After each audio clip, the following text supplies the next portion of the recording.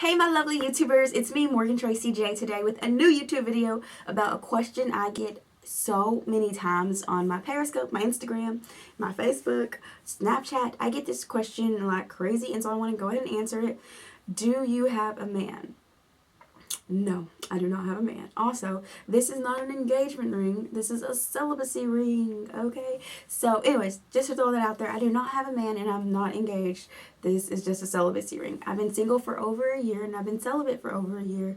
And crazy, best decision I think I could have ever made. Now, I can get a man. Let me just throw that out there. I can get a man. I can go open up these DM messages real quick. I can get me a Netflix and chill type of partner. I can go out here and get on a dating app and I can get a man like today if I really desired it. If I really went out there and forced it, I could get one. Now, what I want to say is I'm not in the position, nor am I in the mindset to want a man right now. I'm more in the mindset to want to go after my dreams, to go after my passions, to go after my desires. So I don't believe that I'm waiting on my Boaz, but what I do is I believe I'm living life, and in the midst of me living life abundantly, then I'm going to meet my Boaz. I don't feel as if I have to sit down and wait on him, but as I can get moving in the things of God and get moving in my passions and my desires, building my ministry, building organizations, impacting the lives of others, and in that process, I bet you I will meet my Boaz, okay?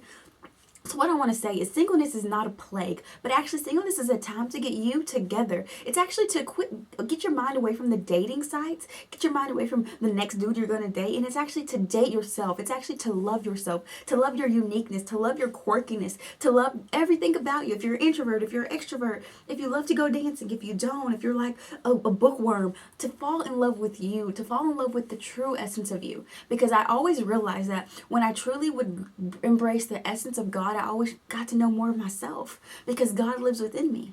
I would get to know more little things about Morgan, more of her insecurities, more of her flaws. Then also I would get to know more of her little quirky, neat things about her, more of her creativeness. Like, come on now, get to learn and love you. Because when you learn to love you, guess what? Then no one else, no other outside factor can stir up what's going on in here. If you learn to have peace within yourself and to love you, then when the man does come, you're already founded and grounded in who you were meant to be. So he can't deter you from your walk. He can't shake you from who you are in God. But what he can only do is compliment you. And when someone comes across you who doesn't compliment you in God, who doesn't build you up in God, who doesn't uplift you, then you already have red flags to say, maybe this isn't beneficial to my ministry. Maybe this isn't beneficial to my life. Maybe this will suck the life out of my ministry. So let me move away from this. Let me get to a better place. Let me get to another area. And what I have to say is, for me, I walked around the mountain for 40 years, okay? And when I finally got to the land of milk and honey, which was in my singleness, I said, I don't want to leave. I don't want to go back to that mountain. I don't want to go back to old ways of thinking. I don't want to go back to guys who wasn't going to uplift me, who wasn't going to be something more than just a boyfriend. I want someone who was going to be a life partner. I want someone who's going to be the father of my children. Like, I'm not looking for a Netflix and chill partner. I'm not looking for someone just to text me on the weekends and kick it and ball on me and buy me dinner. No, I'm not looking for that. And so if I was looking for that, oh, they're all in my DMs right now. I can go get that real quick.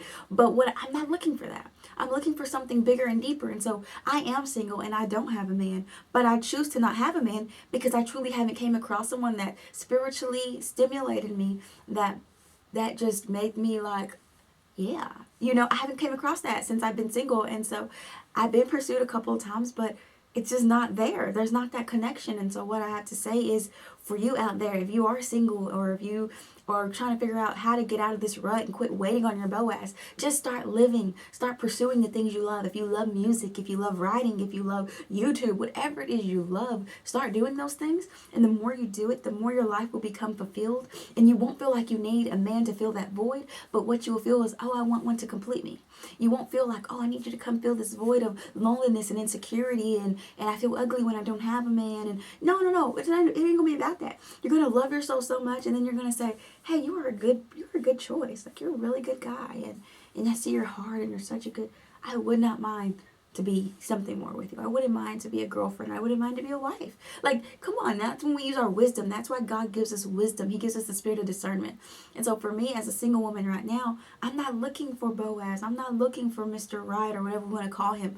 I'm looking for God. I'm looking for the God in other people's lives. I'm looking how to bring God. Like, my views are so different now since I've been single. That's because I've learned to love myself. And in the process, I became awakened in God. I've got new eyes and I've been in a new dimension and just a new place in God. And so singleness is not a plague, and it's up to you to decide what you do with your singleness. You can lay in bed every day and count the days away until you meet Mr. Right, or you can get out there living and making some major moves in your life. And so when Mr. Right does come, you have already done so much stuff. You've already got so much credentials, and you're already so prepared for him, not only naturally but spiritually. And so what you sow, you shall reap. So sow the goodness. Sow goodness for your marriage. Sow goodness for yourself. And you're going to reap that, okay? So I went on a big old rant. But anyways, do I have a man? No, I do not have a man. Am I single? Yes. And this is not an engagement ring. So I'm single and I do not have a man. But it's because I choose to. And eventually you're going to get to a place where you're going to have to get a little choosy. Not every man can pursue you. Not every man can take you out on dates because certain things don't line up anymore, right? And sometimes you're going to be in the field playing baseball and they're going to be on the football field. And you're going to be in two different fields in y'all's lives and it's just not going to make sense. Or he's going to be in a whole nother arena and you're going to be here. It's just certain things when I've been pursued with guys, we've just been in two totally different playing fields. I'm not saying one field is better than the other. It's just two totally different ones. And so with that being said, I've made a conscious decision to maybe not completely pursue this and kind of go ahead and focus on myself. And you can do that same thing too.